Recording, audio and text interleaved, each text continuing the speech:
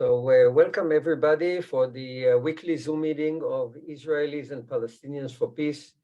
We have with us Dr. Zach Foster, who is an historian and expert on the topic of Palestine and the Israeli-Palestinian conflict. And it will be very interesting to learn from him about the history, ask any questions that you want. I watched some of his movies. It seems like any piece of information you might have a question about, he will have the answer, it seems like. So we will start, Zach, with a short introduction, maybe 5 minutes introduction, and then we'll move to Q&A so that we can basically make it more interactive and geared towards what people are interested in. Sure thing. First of all, thanks so much for that kind introduction, Maury. Totally undeserved, but nevertheless, I really appreciate those kind words. I grew up in Michigan, did my undergraduate studies at the University of Michigan.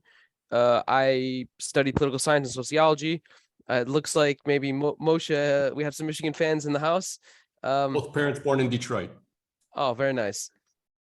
After graduating, spent a couple years in the Middle East, did a year in Jerusalem, learning, studying Arabic, had a fellowship there for a year, went to Syria for a year, studied Arabic, went back to the US, did graduate studies at Georgetown in Arab studies, and then did my PhD at Princeton in Near Eastern studies.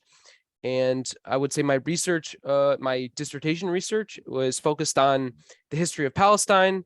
And it's really a history of the word Palestine, the name Palestine, as well as a history of the origins and development of the Palestinians. When did people start calling themselves Palestinians and why?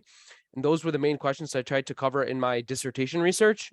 And I've also done research on quite a bit of research on World War I in the Middle East, and as well as during the British Mandate period of in Palestine. So those are, I would say, my other two main research focuses. I would also maybe call myself to some extent an activist.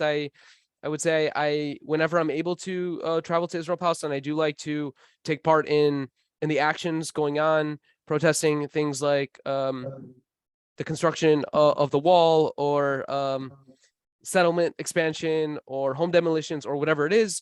And so I would say maybe that's the 2 or 3 minute version of my background and experiences and research expertise. Wonderful, thank you. So anybody who is interested in asking questions, you can raise your virtual hand, and I will start, Zach, with a question. I watched your full video, 30-something minutes about the history of the conflict. Very, very interesting and insightful. What I noticed, though, is that, and maybe it just seems to me, but it seems like you presented the conflict in a very, I would say, Palestinian orientation. And I was wondering, I know that you have another video that shows how you went from being pro-Israel to pro-Palestine. I was wondering if you can tell us, how did you learn the information? I mean, I know that you studied in Princeton and such, but I was wondering how the information is being gathered and researched, and do you think it is really objective and not biased towards one side or another?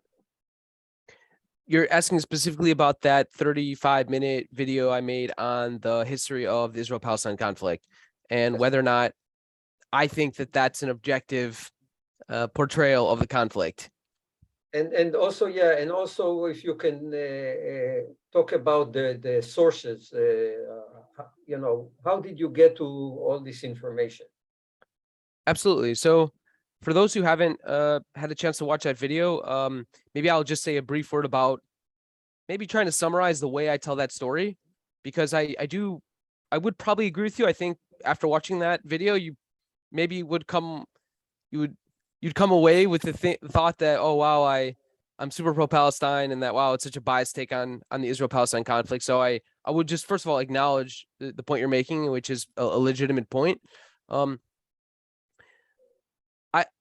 I would say that I tried my best in that portrayal of the conflict. By the way, I'm even using the word conflict. I believe the title of the video is Israel-Palestine conflict. I think some people might even disagree with that framing itself, that this isn't really a conflict. It's more of a situation of settler colonialism.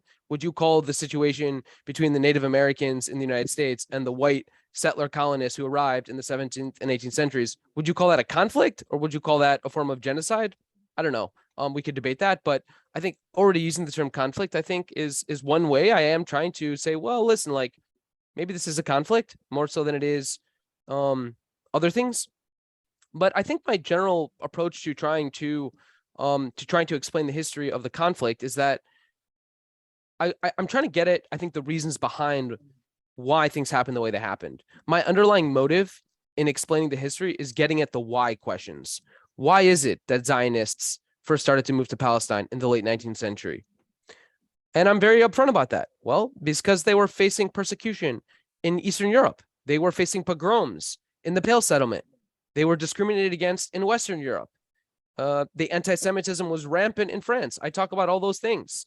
And I think if you ignore the origin story of Zionism, you're probably not going to be able to really understand why it is that there's a conflict in the first place. So those were very legitimate reasons. Every Zionist that moved to Palestine in the 19th century had every good reason to move to Palestine. So I would say so that's the first point I would make. The other thing I would say, though, is that, I don't think that the goal of history writing and history presenting and discussing history and debating history is to arrive at I think the goal is to arrive at the truth. So I am trying my best to tell the story in the way that I think most accurately represents the history. So while I may be obviously emphasizing certain things and de-emphasizing other things, my goal ultimately is to tell a story that I think is truthful and to tell a story that I think helps people understand why things happen the way they happen. Those are my two primary goals. That's what's driving me: truth and understanding. And third, I would say another reason, another thing about history writing and history practicing and they just talking about history is that I would say, historians today, I think, unfortunately, don't really realize that the general public is very interested in history, and especially in a place like Israel-Palestine, where history is just so important. And so you have all of these historians studying all of these somewhat obscure, I would say somewhat irrelevant, somewhat theoretical, somewhat abstract aspects of Israel-Palestine history. I took a very different approach in my research. I went straight for the really contentious, the really hot button issues. To my mind, it's the historian's job to try and tackle those tough questions that people are interested in that are probably going to be much harder to research, or maybe don't conform to the research agendas of your average, say, history department in 2022, right? I'm interested in speaking to the general public, not speaking to other historians sitting in other history departments at other universities around the world. And so that obviously also colored not just how I approach my study of Israel-Palestine, but also the things I focused on in that video, for example. So maybe I don't know if that is a maybe a comprehensive answer, but maybe it's just some food for thought and maybe just to kick this conversation forward. Okay, but would you say that the fact that you present what you view as the accurate history, would you say that there is a broad agreement among historians about it, or is it a little different or unique? I generally would say that historians usually don't disagree about facts. There are obviously exceptions. I think there's general consensus about the quote unquote facts of history. I think the debates that take place are around narrative and framing and context and storytelling. And when do you start? When does the story start? I think this is such a critical question. When does history of Israel-Palestine conflict start? One of the issues that people took with my video, for example, was that I start the story in the mid to late 19th century. I had people saying, well, what are you talking about? Jewish history starts 3,000 years ago. How could you just forget that? How could you possibly understand the modern contours of the Israel-Palestine conflict if you're starting in the 1880s or 1870s rather than the first century, second century BCE, when Hadrian vengefully crushed the Bar Kokhba, when Emperor Hadrian crushed the Bar Kokhba revolt, expelled the Jews, allegedly changed the name of the province from Judea to Palestine, right, et cetera, et cetera. Like, why didn't you start then? How could you possibly understand the Jewish connection to the land without starting in the ancient world, right? So you could have made that argument, but then you could have also said, well, hold on one sec. Palestinians are Muslims and Christians. Well, doesn't that mean you also have to talk about 7th century, Muhammad's 7th century journey from Mecca to Jerusalem? Don't you also have to talk about Jesus's rising and the second coming and the Christian desire to return to the Holy Land, like the holiness for Christians? So like, I think what I realized when trying to answer the question of when does Israel-Palestine conflict start is that you have to start the conflict when the conflict begins. There is no conflict in 18th century Palestine. There is no conflict in 1st century Palestine. There is a conflict in the 1880s. That's when the conflict starts. That's when Jews and Palestinians are killing each other. It starts in the 1880s. You have a Jew who kills a Palestinian already in the 1880s, and you have a Palestinian who's killing a Jew already in the 1880s. Why is that?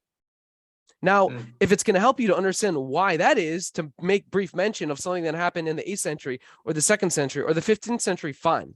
But the story starts in the 1880s, in my opinion. So, I mean, that's maybe one kind of, now I already forgot your question. I think I just sort of rambled off on a tangent. It's a good answer. Thank you. I would like to, again, encourage everybody else to raise your hand, because otherwise I will ask many questions all the time. And you probably don't want it. So I would like to ask you something that was, kind of a surprise to me, very different from what I learned in my, Jewish education in Israel, Zionist education in Israel. What we learned is that Jews, when they came to Israel, to Palestine, before the British mandate and then during the British mandate, they basically purchased land by money. And from time to time, they were attacked by local Arabs that lived there. Let's call them Palestinians. But they just defended themselves. And then also after the British decided to give us, or the United Nations actually decided to give it, to do the separation and have a Jewish state and a Palestinian state, Arab state in Palestine. Only after the Declaration of Independence, all Arab countries started a war at us. And then we had to defend ourselves. That's the narrative that I grew up on. Can you explain what is wrong with it and what was the reality, which is, Yeah, absolutely. So it's a great point. The narrative that Jews were being persecuted in Europe, they found a safe haven in Palestine. They continued to be persecuted in Europe. The UN acknowledged their presence in Palestine and even said they have the right to a state in Palestine. And lo and behold, all the Arabs ganged up on this small Zionist community, and the Zionists persevered, declared a state, and saved the Jewish people from genocide. Right? That's a very powerful narrative, and on the face of it, sounds pretty reasonable. And that's why I think there's such an intense narrative war between Israelis and Palestinians. Now, here's the Palestinian narrative. We've been living here for hundreds of years, thousands of years. We've been toiling the land for thousands of years. Zionists, who are hell-bent on taking political control over the country, start to move to Palestine illegally. They start to settle illegally in the Ottoman period. Most of them did not have visas to stay and live and move to the empire. They got tourist visas and just overstayed them. And so they were illegal immigrants. Then in World War I, the British occupied Palestine illegally. They completely ignored the wishes of the population. They took a poll. 85% of people opposed Zionist immigration. 5% supported it. The British violated the political will of 85% of the population. They completely ignored the democratic wishes of the Palestinian people, who were 85% of the population. They, by the force of the barrel of a gun, they prevented Palestinians from expressing their political will. They encouraged Zionist immigration and Zionist land purchases. Again, all against the will of the democratic majority. And then 2.5 decades later, they're surprised that the Palestinians are opposed to the establishment of a Jewish state.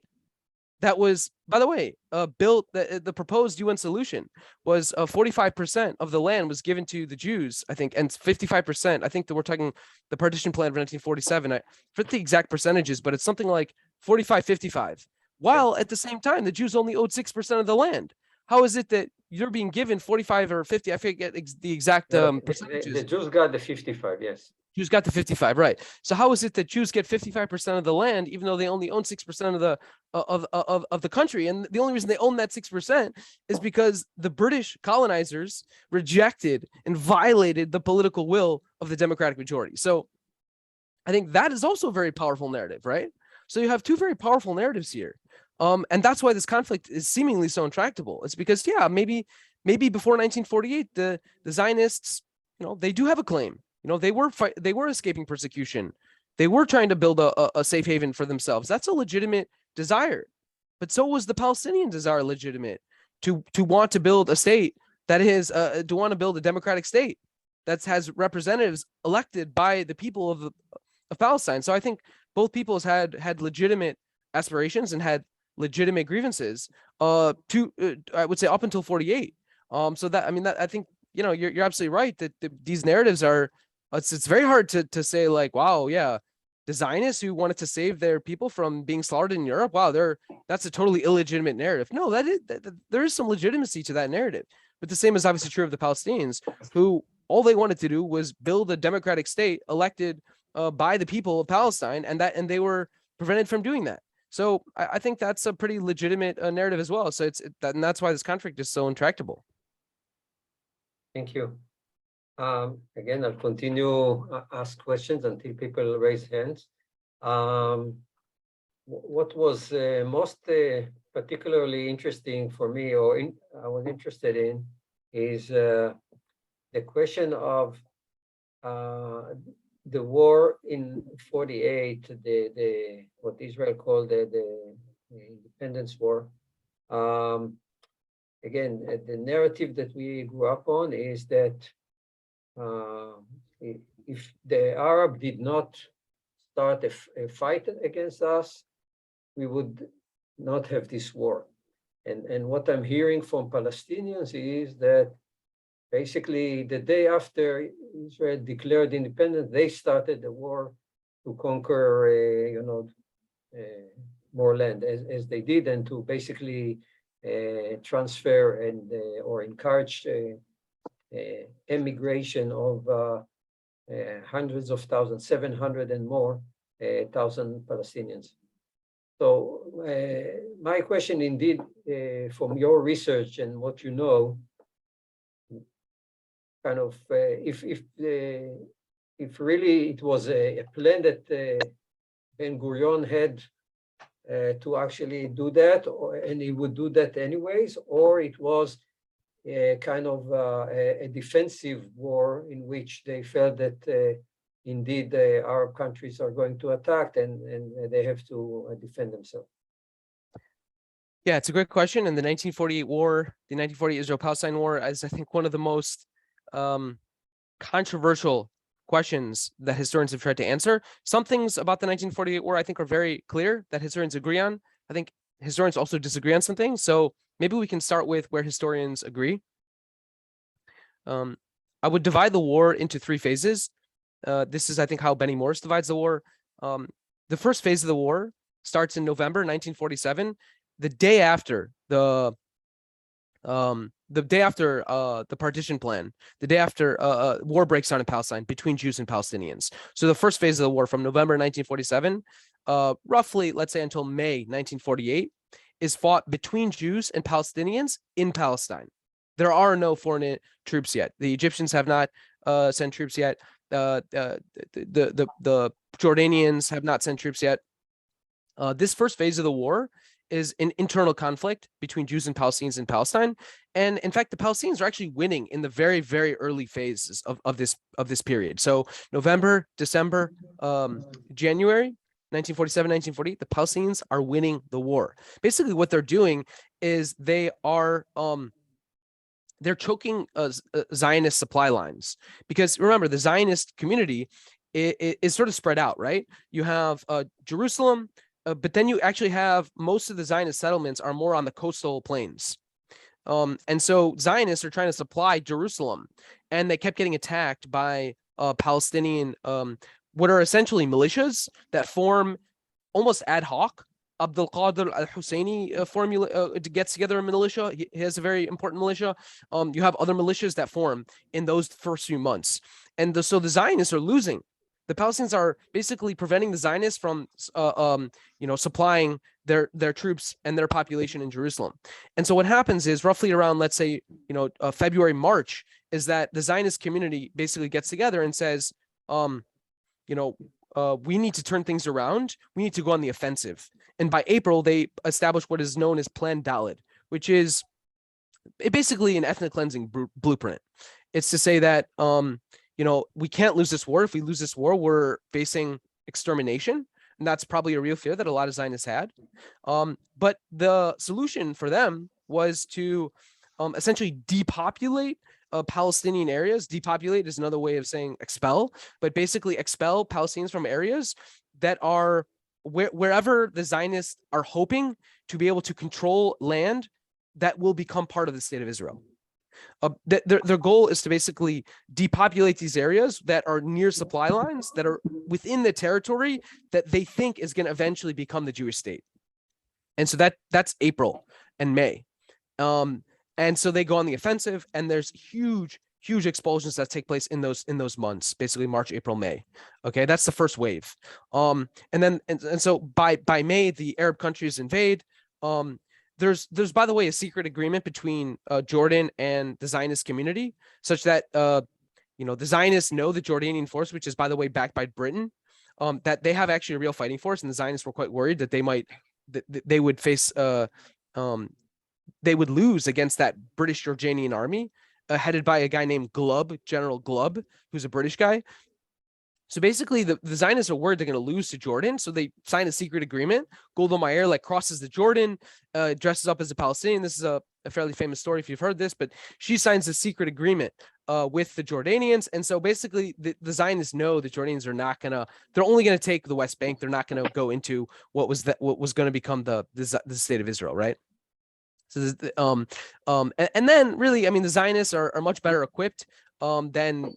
There's this other myth, I think, that basically that the Zionist community was actually underpowered, and that they were they had a disadvantage, that they were the underdog. That's actually a myth. That's not true. The Zionists were better armed than most of the Arab states. They had a much better command and control. They were much better educated. So you're dealing with a command and control of very literate, highly educated people in comparison to some of the armies in Arab countries. So again, they were actually better equipped, better armed, had better command and control, and better supply lines than most of the other Arab states, especially once you took British Jordanian troops out of the picture.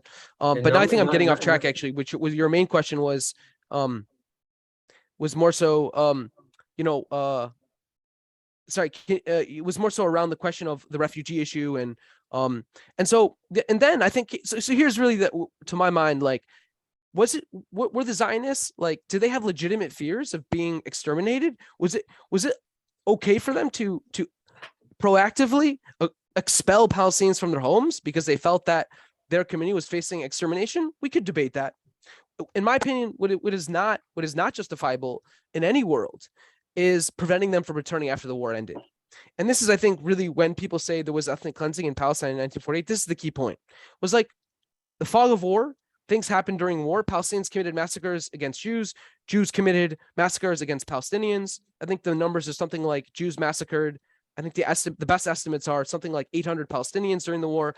Palestinians massacred something like 200 Jews during the war. So there were massacres on both sides. Jews committed, I would say the Zionist community committed ethnic cleansing. They expelled Palestinians from their homes. But what made it ethnic cleansing was not really that they expelled them from their homes during the war. Let's just say that we'll put a pin in that. That's a debate. Was that ethnic cleansing, or was that like legitimate offensive defense to prevent themselves from getting exterminated? Let's put a pin in that and we can debate that. Now, what is, in my opinion, not debatable is what happened after the war. After the war, you had 700,000 refugees. They should have all been let back to their homes. They were not. Why were they not? There's one and only one answer to that question. It's because they were Palestinian. Had they been Jewish refugees, they would have all been let back. And so I think the key question is, for a Jewish state, and the key question of asking ourselves, like, who's responsible for the creation of the refugee problem? Well, during the war, we can debate it. But after the war, there was one and only one party that was responsible and really took, in my opinion, bears the full responsibility, which is the state of Israel did not allow, and by the way, did not allow those refugees to return. And by the way, they tried to. They were in Gaza. There were hundreds of thousands of Palestinian refugees who fled to Gaza. Hundreds more thousands were in Lebanon and Syria and the West Bank and elsewhere. But they tried to return and were not allowed to, and they were shot at. And many thousands of them actually died being shot at and killed in the years between 1949 and 1955. 10 to 15,000 Palestinians tried to return every year. They were trying to go back to their homes, reclaim lost animals, lost property, lost crops, lost books, lost manuscripts. They tried to reclaim all these things, but they were not allowed to return. And I think that denial, the state of Israel did not allow them to return. And that was not really owing to any danger. Those were civilians. They were not militants. They were trying to return to their properties to reclaim lost possessions, lost land, lost animals.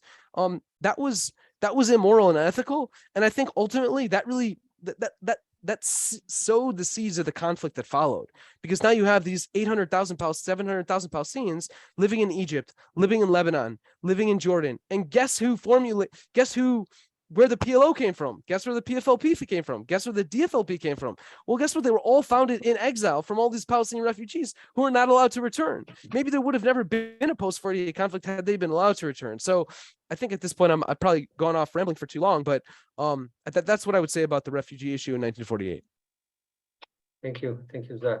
Very, very sad and interesting perspective. Moshe. Not perspective. That's I agree with you that is the truth. Moshe, please. Hi. Thank you, Zach. That was very interesting, and I agree with almost everything, but I have a question about one part of it. If we accept the idea that the Jews at the time following the Holocaust felt a fear of annihilation, yet as a result of the situation, Jerusalem was cut off from the rest of either the Jewish communities and or the Jewish fighting forces or whatever, so that during that time, the road to Jerusalem only went through the Palestinian villages along the way, on the road up the hill. There was no Route 1 as there is today. There was no other alternative route, which eventually they called it the Burma Road, which went on the back side of the ridge where the Arab communities couldn't see them. But what you explained that coming through as if it were like an entirely military event or operation, where we can't forget that there were hundreds of thousands of Jews living in Jerusalem at the time. So I wasn't there. I don't know. Perhaps they were trying to feed the fighters in and around Jerusalem with weapons. I don't know if they were, in other words, we're getting to a real question here of what if they were only carrying, or at least some of their convoys were carrying food and water because they were either being cut off or fearing being cut off from food and water because there was no other path. And so I know that along that route was where there were some massacres. And we know of the big one, which occurred at the entrance to Jerusalem. Today, it's not almost in the middle of Jerusalem, an Arab village. So how do you understand? I don't know exactly how to ask the question, but can it be justified in any way? Can any of those convoys be justified in trying to get through? And should there not have been some way to have a checkpoint where their vehicles could have been checked for weapons, and if not, then allowed through for humanitarian reasons? Other than that, I really don't have much to argue with, and I'm not looking for what to argue with. But I just do want to say one more thing, and that's about the idea of ethnic cleansing. And I've been investigating that in the Western Galilee in particular. I can't say everywhere, but I have many friends in the villages and cities in the Western Galilee. And I think we have to make it clear that there were people who were forced out of their homes, or entire villages that were forced out.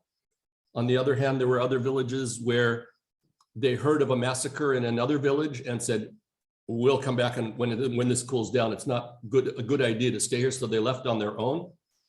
But there were also those that I know of personally, where people were told by the Haganah in particular, and this is a difference where this area was run by the effort was the military effort was a matter of the Haganah and not of the Etzel or the Lehi, which were more or less extreme right wing and even considered terrorist groups.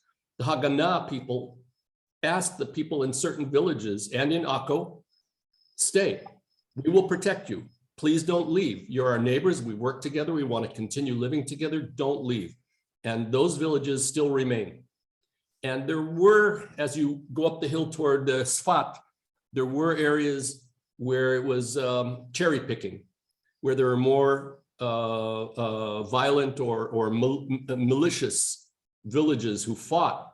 And apparently there was no way to get them to understand, no, we don't want to fight you. We want you to stay. And those things happen too, but mainly in the Western Galilee at the lower levels, people were asked to stay. So I think when we say ethnic cleansing, yes, there was.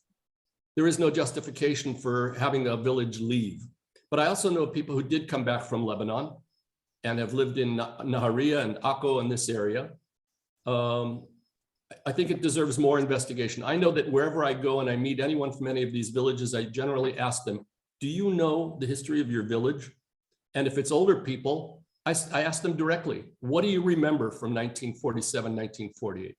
And I'm really interested to hear. And there's a wide variety of stories. And sometimes you even get a couple of stories from the same city. From Akko, I've heard a few different versions. I'll leave it at that. Thank you. Yeah, just a few thoughts to share. First of all, you're absolutely right. There were many reasons why Palestinians left in 1948. Some, by the way, already before May 1948, so in those first few months of the war, many tens of thousands of Palestinians, mostly upper class Palestinians, just packed up and left. They're like, what, there's a war breaking out? Get me the heck out of here. For the same reason Ukrainians are leaving Ukraine right now, even from places that maybe even feel relatively safe in Western Ukraine. Obviously, they want to get the heck out of a war. So that was the first, I think, thing that happened. And then even, and that was long before Plan Dalet, that was long before the Zionists went on an offensive. And then even once Zionists went on the offensive, so there were many reasons Palestinians left. One was like, they heard of other villages, as you mentioned, of other expulsions or of other massacres. They're like, well, I'll be damned if I get massacred. I'm getting the hell out of here. Now, would you say, to mention too? Would you call that? Yeah, exactly. So it's like, is that, obviously that isn't a direct expulsion, but it's related to expulsion. And then you have cases, obviously, where there was direct expulsion. And you also just had cases where there's a war, there's shortages of food, there's shortages of supplies, people are leaving. So there's a ton of reasons why people left. And then, in fact, there were actually some cases as well where this myth that, Arab leaders called out Palestinians to leave, there actually have been a small number of cases where there is evidence that happened, a very, very small number. It's a pretty trivial reason, but that did happen very, very occasionally. So again, there's like a plethora of reasons. Now, the exact number of villages where there were expulsions versus where people left on their own versus people left because there was a war going on, very hard to pin down exact numbers, and I honestly don't know what those are. Maybe you Moshe have better understanding of the exact breakdown than I do. I'd just like to let you know that in Akko, which is the city that is next door to me, the case was the opposite, where the imam asked his subjects, or however you call them, believers, to stay. It was the imam that told them to stay, not the other way around. It was not the Arabs telling them to get out, but rather the local leader said everybody stay. But that's, I don't know if you knew about that. Yes, that's a great point. And Jonathan, I saw you trying to jump in here. So, why don't feel free to, it sounds like you have some thoughts to share on this question as well. Well, not on this, but related to it. There's several things that I want to ask and say, but of course I don't want to hog all the time, so I'll just spend the next 3 hours or so. There's a question regarding the significance that you allocate the narrative, because, I mean, stepping back, there's a deadlock, and ethics are out the window in sense, or are in reality. I mean, obviously bad things were done, and if something happened in one village or not, that does not, from my understanding of perspective, change the nature of the sequence of events. But for example, I could view a narrative which the different parties adopt or formulate. They all have different narratives, okay, to organize, serve something. Now, we are in 2022 in a very bad situation. So what I'm looking for is for a narrative which can be productive, looking forward, something that could assimilate, could integrate elements in such a manner that it could be viable. Now, related to that, this is another thought from a different category, but I'm exploiting some kind of relevance to jump over to that point, is the context of the conflict, which you somewhat, in my view, have underplayed or placed on a very low key, because the conflict is unique. It's not the only one in the world. It happens like that, is characterized by an overlap of several schisms between geopolitical elements, cultural elements. The Middle Eastern culture and the Western culture are in conflict here. There's a conflict in terms of regarding religion and so on, and the overlap of these various levels of perspective, which were not all integrated into the picture that you drew, forces a certain understanding of what's going on, which, if we want to unravel it and cope with it, we have to relate to these different levels of forces which set people apart. And then, on the other hand, if you take it from the very high resolution, the individual who was born 10 years ago, or 20 years ago, or 30 years ago, for that matter,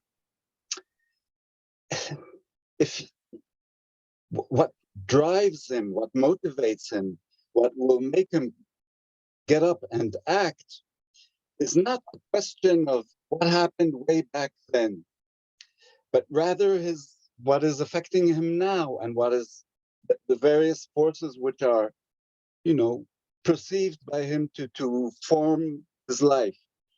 So in general, to recapitulate, or however you say it, to sum it up, I'd say that, that there's a question of what we expect of the narrative, and how we approach, and what we want to do, how we want to deal with this narrative, which we are discussing, and also, in a sense, constantly reproducing, and in a certain variation. So what is the significance we allocate that narrative?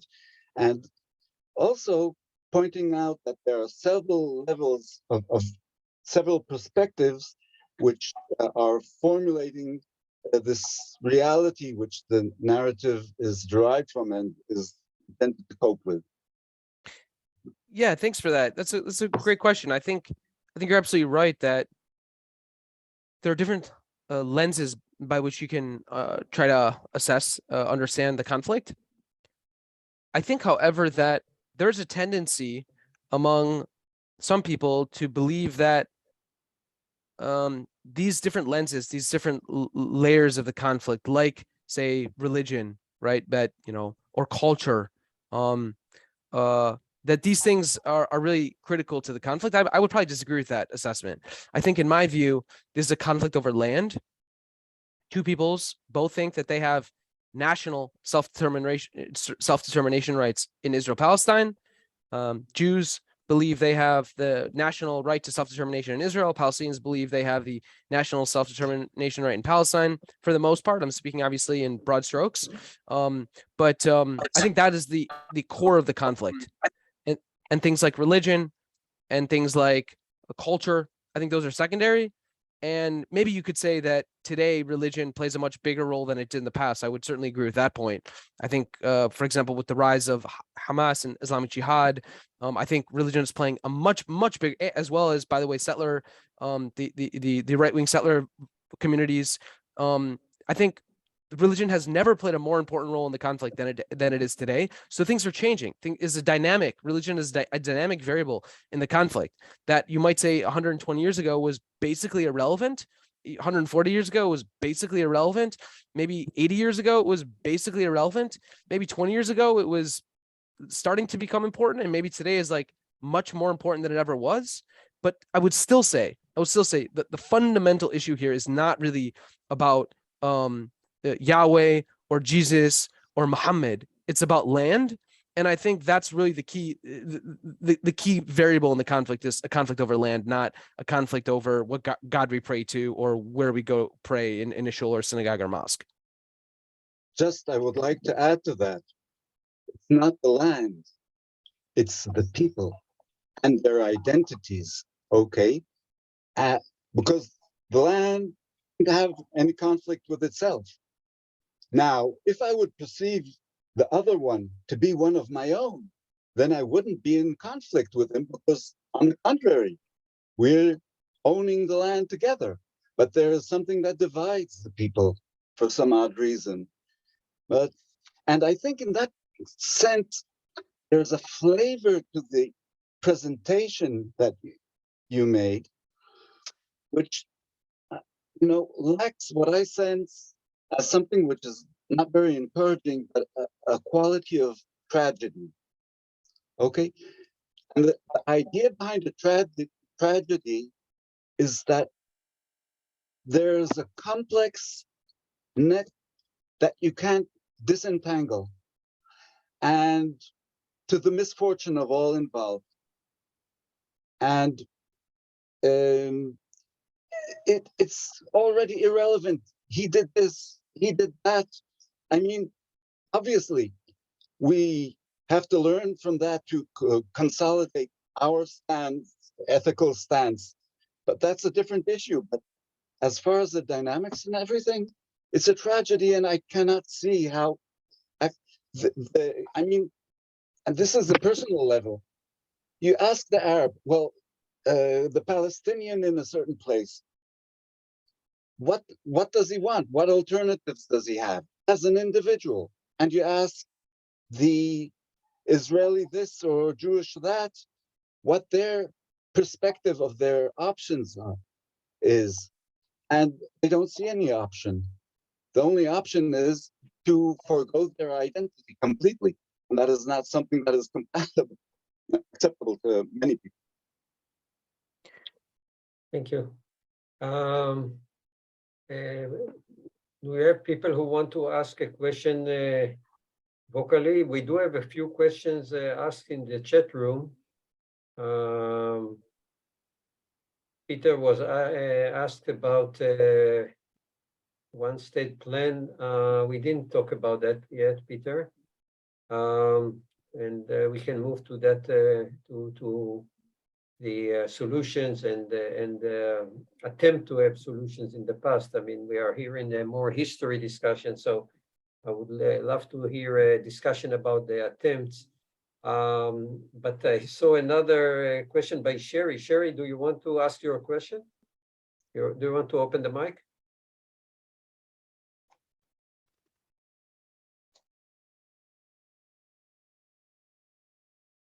Okay. Okay, Sherry said that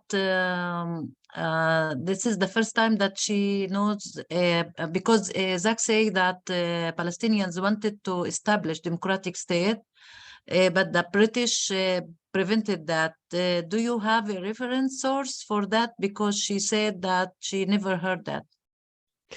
Yeah, I can give you many references to that. So I think the best book on Palestinian political activity during the British Mandate period, it's actually 2 volumes. It's by a guy named Yehoshua Porath or Yehoshua Porat. I believe the books were actually originally written in Hebrew. And then they were translated into English in the 1970s.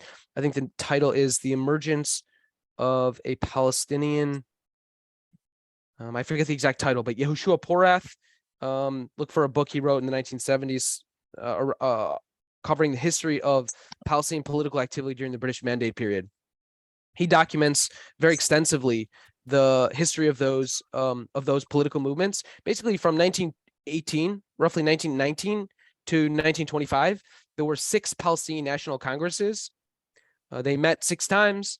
Delegates gathered from Jaffa, Haifa, Jenin, Nablus, Oh. Nazareth, Safad, Tiberias, Jerusalem, Beersheba, Beersaba, and they gathered in different places around Palestine, and they met every year for 6 years, and they declared that their goal was to establish a democratic government in Palestine which would be elected by all of the Arabic-speaking peoples who lived in Palestine prior to World War I.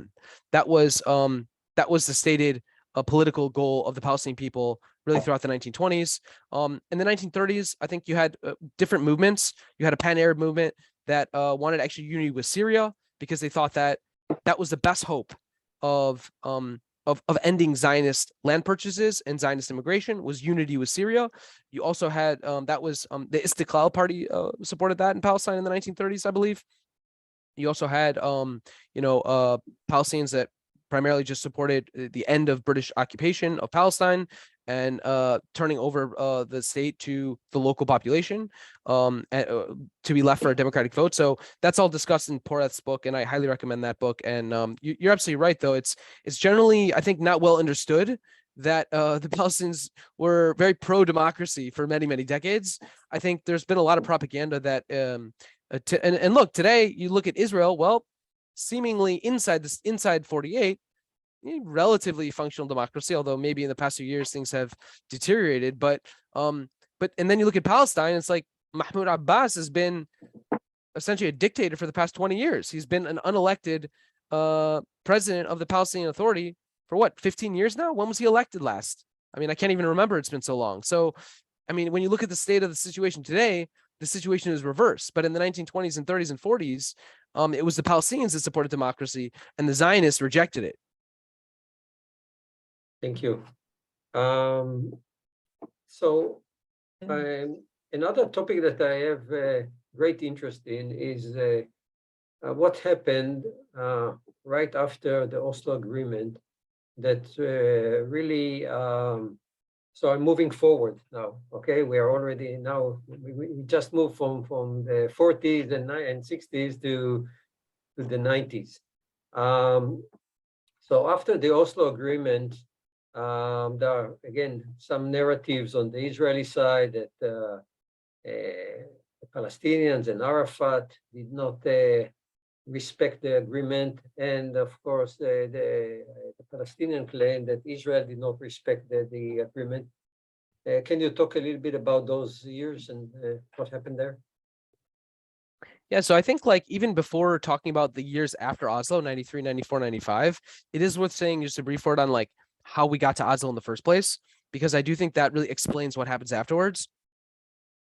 So if you recall, so Oslo was signed in 93. In the years before that, so we're talking, let's call it 90, 87, 88, 89, you have the first Intifada. This is really the first moment where Palestinians in the occupied territories, we're talking West Bank and Gaza and East Jerusalem, they rise up and reject the state of occupation that they've been living in. It's a state of humiliation. They live with Israeli soldiers occupying the streets, everything they need to do, including things like build a water, install a water pump, wave a Palestinian flag. You need the permission of the Israeli military to do those things. You need the Israeli military. And obviously, you would not get permission. That's correct. You could not use the word Palestine in the name of a bank or an organization or an association, because the word Palestine itself is illegal in the Palestinian occupied territories in the 1960s and 70s and 80s. You live in a state of occupation. You do not vote for the government that controls you. You do not have political rights. If you want to travel outside of Palestine, you need a permit. You need a permit to literally do anything. You live in a state of occupation. That's the case with Palestinians in the occupied territories from 1967 onwards. And eventually this boiled over into violence. The Palestinians obviously rejected that state of subjugation and started to revolt. And that's what happened in the 1980s. And as a result of that, Yasser Arafat, by the way, by the late 1980s, he's sitting in Tunisia. He is no longer basically, he's sidelined. Okay, remember Israelis kick him out of Beirut. He's sitting in Beirut in the 80s, after the Israeli invasion of Lebanon, and it was in 1982, I believe. They kick him out. He moves to Beirut. He moves to Tunisia in the 1980s. And Yasser Arafat and the whole PLO clan, including Abbas, that whole PLO crew, who now sit in Ramallah, they're all sitting off in Tunisia, basically irrelevant. All the action is now taking place in the West Bank. It's taking place in Gaza. It's taking place in Jerusalem. It's taking place in Israel, Palestine. It was August 1982, and I was in Beirut then. Sorry? It was in August 1982, and I was in Beirut on that day. Oh, wow, crazy. Yeah, I can't even imagine You are what that not was so like. proud of that, Moshe. You were in, okay, wow, okay, you were in Beirut. Very interesting. Yes, okay, well. I wasn't there with a visa, right. Gotcha. Okay, so you could probably tell us a lot more about that, and I'm sure we'd all love to. I mean, sure you have some crazy stories to tell, but basically, to get back to the question around Oslo. So Arafat is now, so he's essentially irrelevant. The center of the action, the center of Palestinian resistance, is now taking place in the occupied territories, and he is looking for a way to get back to become relevant again. And so he actually acknowledges Israel's right to exist as a Jewish state. This happens, I think, in, was it 1987 or 88? He enters into negotiations. These are back channel negotiations with Israeli prime ministers. Already, we're talking late 80s. This is years before Oslo even. So, and then Oslo ends up becoming a back channel. It happens without really, they managed to keep the whole thing under wraps. And ultimately, I would say Oslo was Yasser Arafat's way of making himself relevant again. And that's the best way to understand Oslo. Oslo is also Israel's way of, I think, basically realizing that they cannot pursue the status quo forever, that the status quo had essentially become untenable. Why is that? It was becoming obvious, I think, because of the resistance, because they had now hundreds of thousands of Palestinians rising up in protest, rejecting their state of occupation and subjugation. It became obvious to Israel that this could not persist forever. There needed to be some development. There needed to be a shift towards a recognition that the Palestinians have political desires. They have the desire for self-rule. They have the desire for autonomy. They do not want to live in a state of military occupation forever. And that became obvious to Israeli leaders. So Israel had an incentive. Yasser Arafat had an incentive. Guess who was not really part of Oslo? The Palestinians, protesters, and Palestinians sitting in Israeli prisons. The Palestinians who were resisting the occupation. They were not part of Oslo. Hamas had no place at the table in Oslo. And guess what? Which entity fought Israel in every single war between Oslo and 22 and the present? It was Hamas. So again, guess who else was not really part of Oslo? All the Palestinians, refugees in Lebanon, all the Palestinian refugees in Jordan and Syria and abroad. They had no place in Oslo. Islamic Jihad already existed at that point. They did not have a place in Oslo. So Oslo was an agreement signed between Yasser Arafat and his clan who were trying to regain a footing in Palestine, and the state of Israel that realized that the occupation could not persist forever. In my opinion, that is the way to frame Oslo. Now, we could disagree with that, and obviously, like, there was a ton of optimism, and that's a reasonable debate. I mean, I don't know if this is really the forum, but I mean, would love. I mean, you could obviously take the opposite side of that argument, right? There was a ton of optimism around Oslo. I mean, what I'm saying is, like, looking back, 20 years later, now maybe it's a little bit more obvious. It's easier to be cynical about Oslo now. But yeah, there was a ton of optimism at the time. Wow, finally, after decades and decades of war, Yasser Arafat was considered a terrorist, right? This is a guy who was blowing up a plane. He was killing Israelis at the Olympics. He was, hijacking airplanes. He was massacring innocent Israeli diplomats in London. And, this was an organization that was considered a terrorist organization by everyone in the world. And here they are coming to the table and making peace with Israel. Wow. Like, there was a ton of optimism at the time, right? So I don't mean to downplay that, but I do think that in retrospective, when you realize that actually Oslo, not all the important stakeholders were at the table, and when you realize that Yasser Arafat, maybe he was the quote unquote legitimate representative of the Palestinian people in the eyes of the international community, I think if you ask the Palestinians who were protesting on the streets of Ramallah and on the streets of Gaza and Jerusalem during the first Intifada, they might disagree with you about that. So feel free. Anyway, so the question was what happened after Oslo. Just to finish up, Jonathan, real quick. But basically, I think now that you've kind of understand what the interests were of the two parties, you have much better understanding of what's going on. Arafat now has his footing in Palestine, and he's consolidating power around himself, and his interests are not really to make. He doesn't really, I mean, I don't know. We could debate what Yasser Arafat's intentions and motivations are, but maybe you could call him a bad actor. Maybe you could call the Israelis bad actors. I think they were both bad actors. Neither one really had desire to make peace. I think the Israelis realized they had to start to give some autonomy. They had to start to make baby steps. So that, I think, explains the Israeli motivation. But ultimately, were Israelis prepared to give Palestinians real autonomy in 94 and 95? Hell no. There was never any real attempt or real desire to actually transfer over real political power to the Palestinians. The Israeli military occupation continued. Israeli settlement expansion continued. The number of settlers actually dramatically increased in the 90s. And the other thing that happened was that Israel instituted policies of closure. So in the period when Palestinians are supposed to be gaining political rights, their rights are actually decreasing and diminishing because Israel is closing off most parts of the West Bank and Gaza, reducing the number of permits they're receiving, preventing them from working inside Israel. Real GDP per capita in the West Bank decreased by 30% from 93 to 96. Palestinians were becoming materially poor at a time when they were supposed to be gaining political rights. So Oslo, I think, had a lot of problems to begin with, and there were bad actors on both sides, and there were also extremist forces on both sides that had a strong will to sabotage the whole process. This is obviously what happened in 95 when Baruch Goldstein massacred, 30 Palestinians in Hebron, in Khalil in 95. The same was true, obviously, on the Palestinian side with Hamas blowing up innocent Israelis in cafes in Jerusalem throughout the 1990s. So you had bad actors and extremists on both sides. And to begin with, I think the foundation of that agreement was totally unstable and didn't involve all the parties. But I apologize for ranting for so long because I'm sure a ton of people want to speak up here. Oh, wonderful, wonderful. Thank you so much. Gideon, you're next.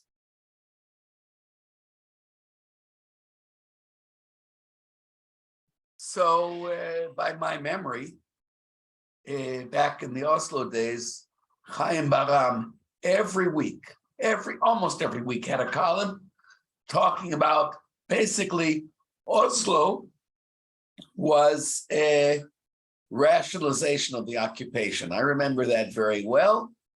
I had my doubts about it, but he was obviously right. I remember that there were parts of the Israeli left that were against it, although they also, if I talk about other people that were for it, said Oslo basically changed the basic relationship between Israelis, between Israel and the Palestinians, but that was, well, back then, I don't know that it was. And also going back even farther there, look, one big history here, I'll agree with you, but there were also people on the Israeli side before that wanted one state. There were the communists that were for two states, and actually there were Zionists for one state. But also about, the Palestinian area. I've been around for a long time. That's obvious by the way I look. Yeah, I'm sure there were Palestinians that wanted democracy, but I'm quite sure there were a whole bunch of others that didn't. And just like there were plenty of Israelis back then that never wanted democracy. And as far as Israel being a democracy ever, you can't convince me that it was ever really a democracy. Just a name. So that's all I got to say tonight. Thank you.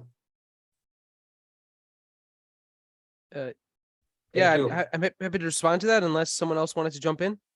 No, please go. Yeah, I mean, you're absolutely right. I think it's easy to be pro-democracy when when you're a majority, when your people are a majority. It's much harder to be pro-democracy when your people are a minority. So, I mean, that's just the one point I would make there about people being pro-democracy or anti-democracy.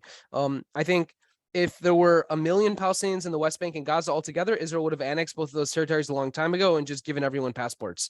I think the reason why that hasn't happened is because there are way more than 1 million Palestinians there are probably 2 million Palestinians in Gaza, and maybe 4 million Palestinians in the 3.5, 4 million Palestinians in the West Bank, and so there's no chance that they'll ever be given Israeli passports, because that would that would transform the demographic character of the state from one that's majority Jewish to one that's probably about half Jewish, half Palestinian, which is not really tolerable for the overwhelming majority of Jews in the state of Israel. So, yeah, I mean, democracy, I think people tend to be pro-democracy when it benefits them, and they tend not to care as much about it when it doesn't benefit them.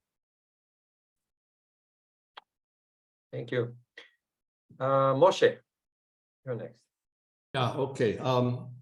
Since I already opened the door, I'll give one quick anecdote from Beirut. That is that the people that I was living with in Beirut came home that day and said that they had Arafat in their sights. They were at the port watching him get onto the boat, but they weren't with their sights on him to shoot, but rather to shoot anybody that might come around him and try to assassinate him. They wanted to make sure he got on the boat and left and alive. Now it's not our problem anymore, is more or less what they were doing there. Enough. I eventually refused to return to Lebanon when I was called up. But I think that we should recognize Oslo was not making peace with the Palestinians. Oslo was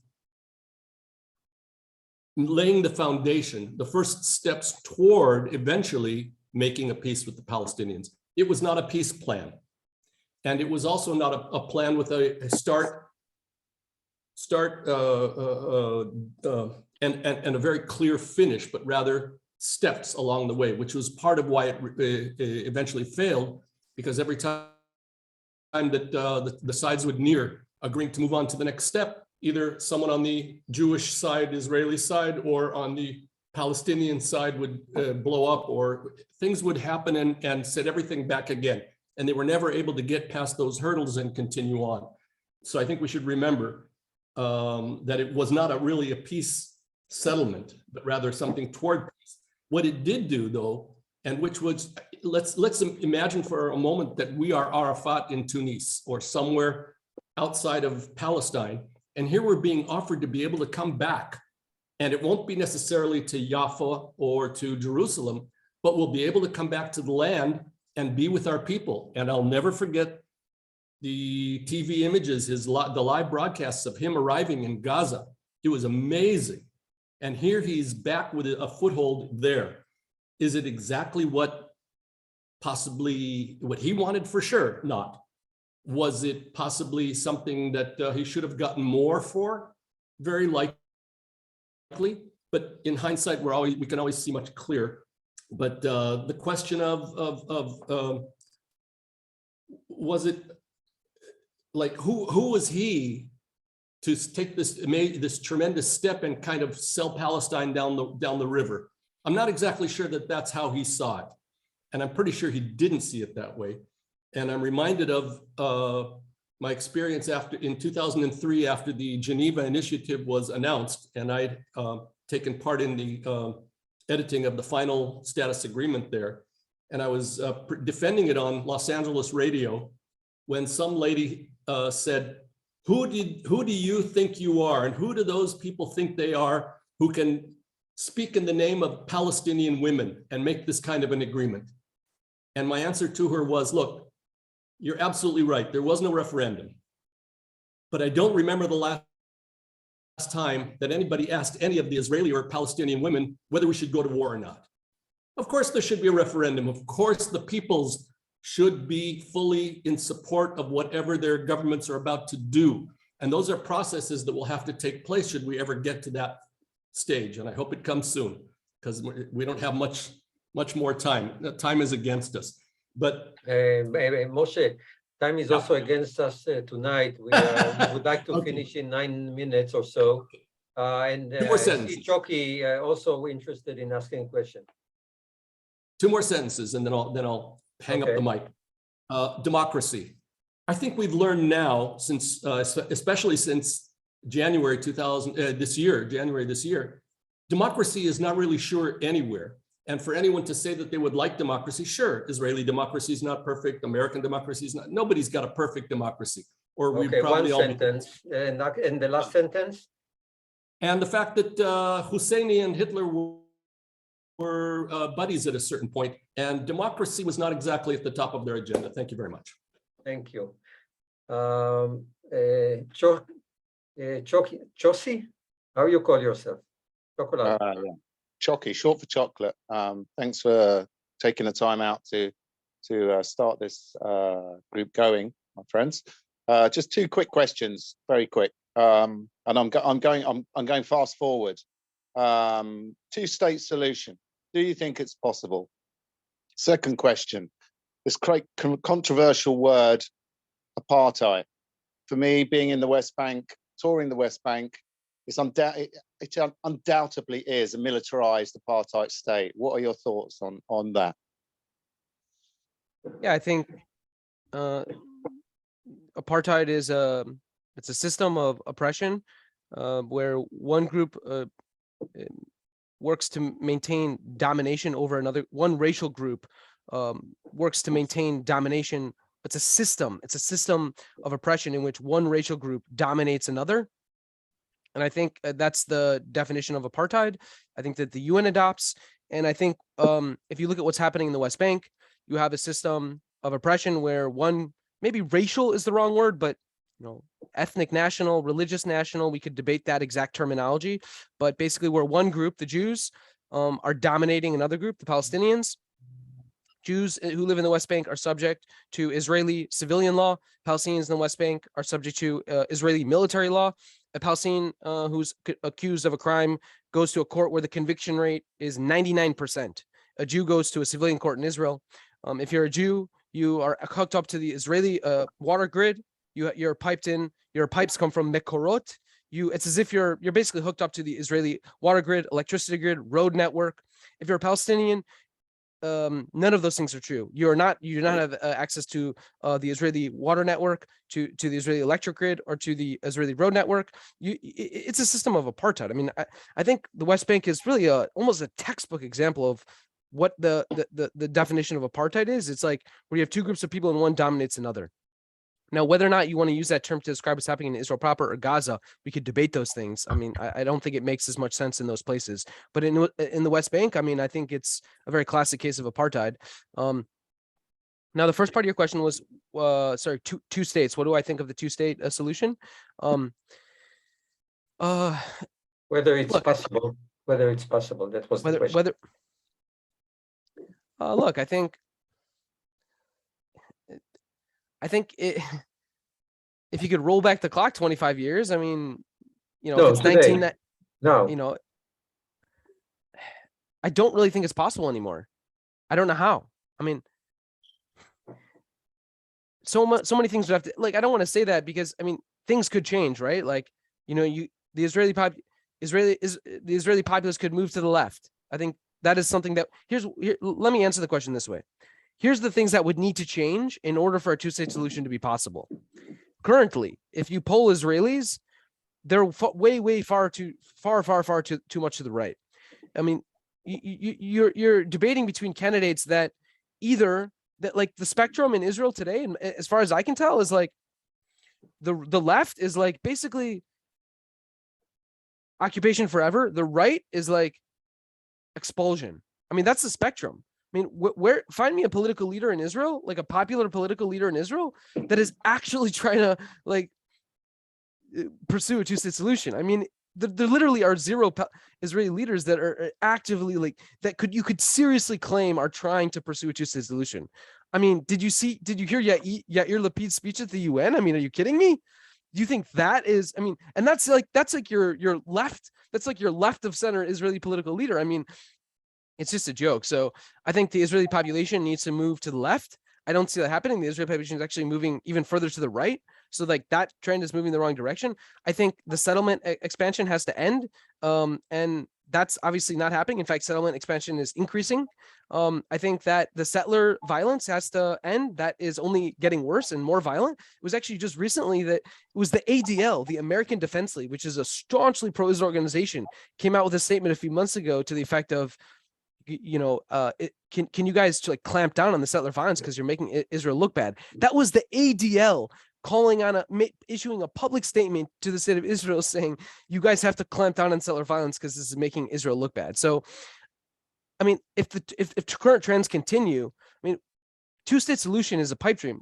We're living in a one-state reality. There's only one state between the Mediterranean Sea and the Jordan River. That's the state of Israel. That's the state of Israel controls all people between the river and the sea. So the two-state solution we can dream about as maybe one day, if a million things change and you assume everything about today, if you assume that all these trends that are basically only entrenching the one-state solution and entrenching the apartheid government and entrenching settler colonial violence, if you assume all these things magically reverse, then yeah, it's theoretically possible, but all the trends are pointing in the wrong direction. Thank you, everybody. Zach, I want to make a comment on that. I think here you expressed your views, and I can actually feel comfortable arguing with it because it's not history. On history, I would not argue with you. But on this, I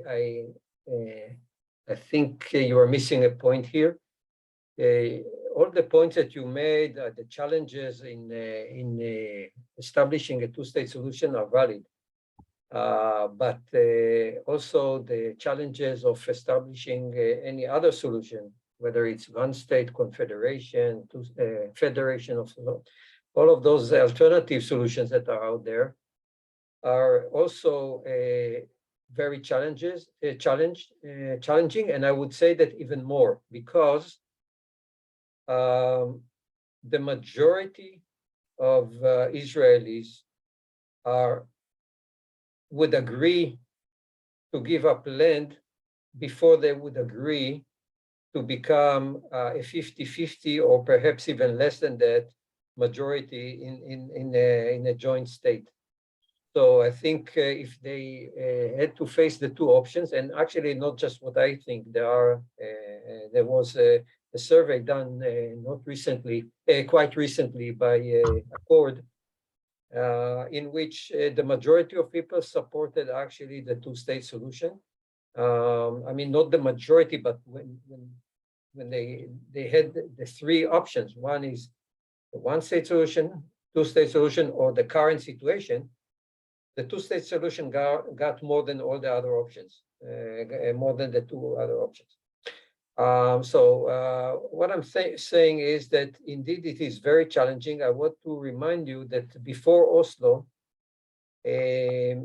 polls showed that majority of people were against two-state solution, and they didn't accept any peace agreement with the Arafat and the PLO. But after Oslo in '94, there was a majority that supported a two-state solution and was favored of the agreement. Again, it was a very minor majority, a very narrow majority. That, of course, after Rabin was assassinated, it went the other direction. But what I'm saying is that public opinion can change. And I think it's a matter of leadership that could come up on both sides.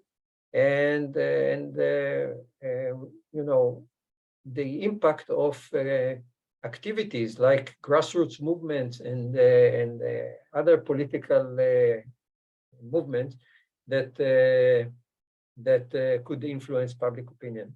I think we are not doing enough job. I mean, I myself take some of the blame for not doing enough job in changing public opinion. But if we did a better job, I think it could be possible. That's my opinion. And by the way, in our group, we do not support one solution versus the other. In our group, we are happy with any solution that will be agreed and a fair solution that agreed by both Palestinians and majority of Palestinians and Israelis. Chelsea, you have another question, or is it left over from before? Oh, that was left over, thanks. Okay. So, Warda, do you want to say closing statements? And maybe ask Zach also to say closing statement. Zach, did we miss something important in our No, question? I just would say, I think what you guys are doing is wonderful. I absolutely support these kinds of initiatives. And so just a huge, you know, thank you for inviting me and for being open to talking about very tough, sometimes very controversial issues. So just want to say to all of you guys, like, keep doing what you're doing and, you know, keep debating and discussing, because I do think that that's necessary. And yeah, I just am a huge supporter of what you guys are doing. Yeah, we really appreciate you coming over, and I personally am very impressed with your knowledge and with the videos that you put out. It's very uncommon to see, you know, academia people going out so you know, bluntly and also in a more humoristic way that is appealing to younger people. So it was, and having a PhD from Princeton with us is really an honor. Thank you very much. Warda, do you want to say a closing statement? Yeah, thank you, Zach, for thank you, Mori. Thank you, Zach, for your really impressive. I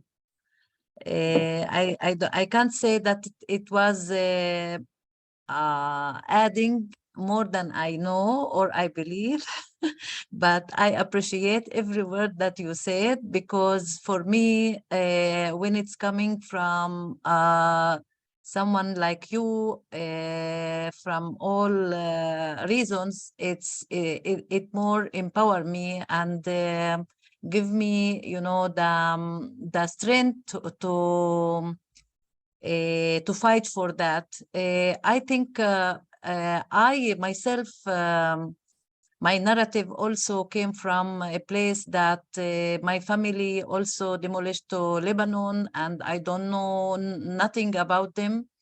And I only by chance know about my grandmother family when they in 1948 demolished to Lebanon.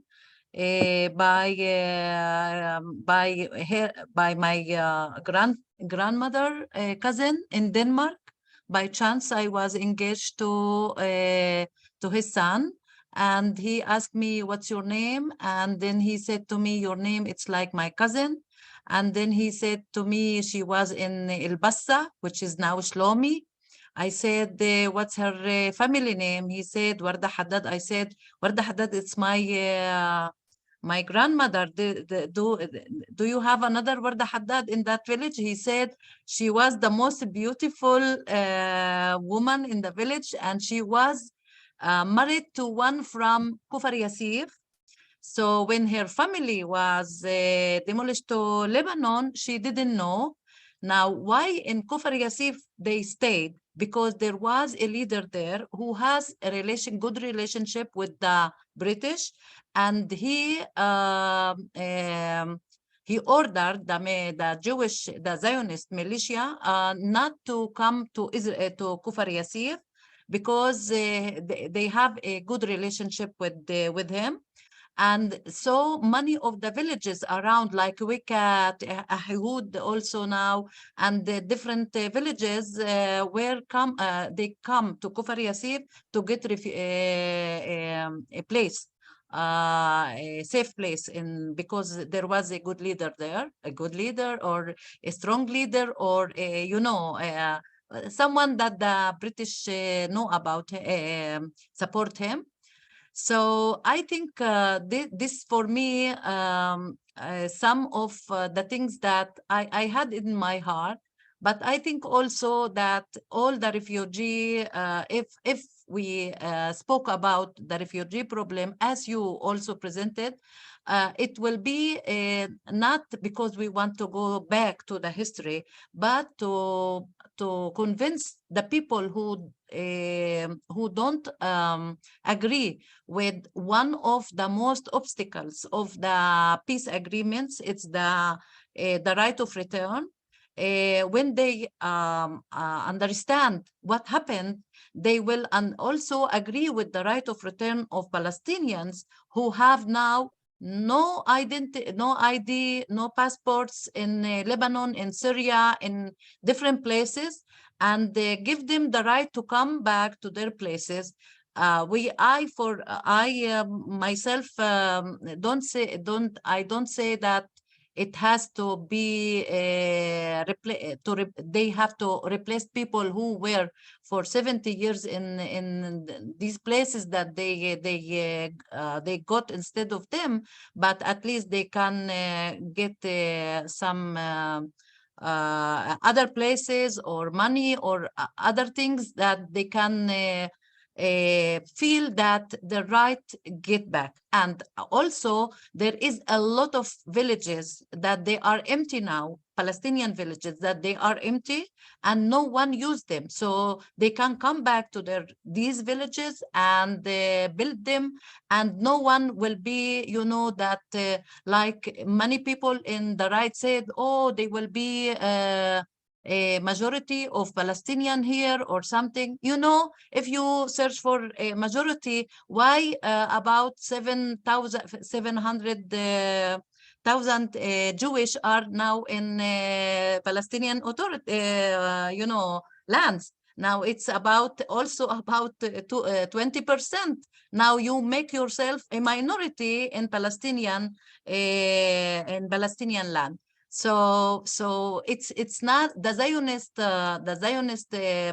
reason for being in majority, for taking a majority in the country. It's not the reason.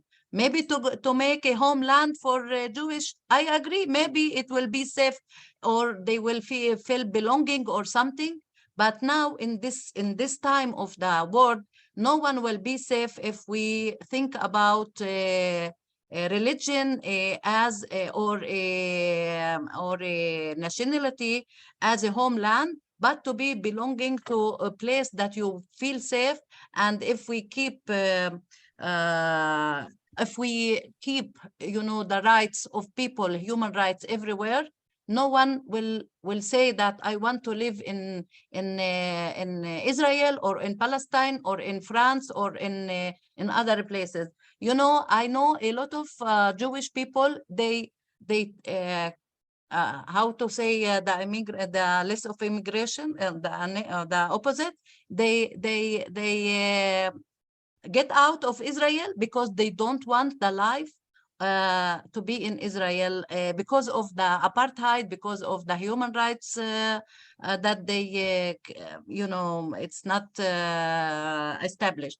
So I think this is the irony, that the Zionism is to bring people, Jewish, to live in Israel, but they make the opposite to keep them in Israel. So they are going out of Israel because of what the leaders are going by the name of Zionism, making in Israel.